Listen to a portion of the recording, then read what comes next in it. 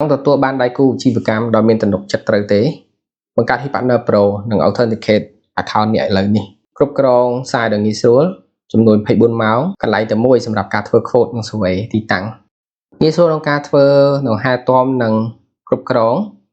ដោយមាន Hiki ជំនួយការ24លើ7នេះជាការបង្ហាញការ survey និងការធ្វើ quotation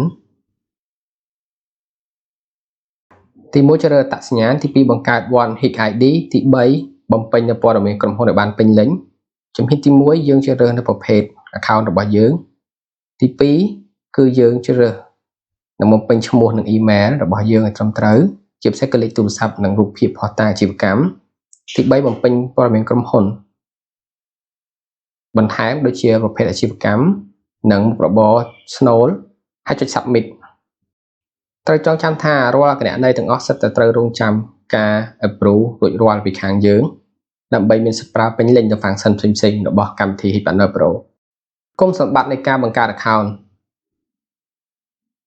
គឺមានមួយចំនួនខាងលើនេះ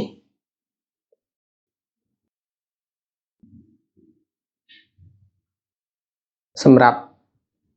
ផលប្រយោជន៍នៃការទទួលបានដល់សិទ្ធិពេញលេញបន្ទាប់ពីទទួលការ approve រួចគឺនៅខាងលើនេះ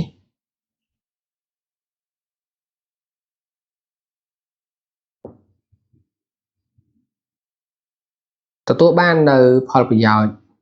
ហើយនឹងកូដសម្រាប់ណែនាំមិត្តភ័ក្តិដើម្បីទទួលបានបន្ទុកបងអាចយកទៅប្រើប្រាស់នៅក្នុងកន្លែងដូររង្វាន់របស់យើងអាច scan QR code ខាងលើនេះឬក៏ចូលទៅក្នុង website របស់យើងផ្ទាល់តែម្ដងគឺ hitpartnerpro.com សូមអរគុណ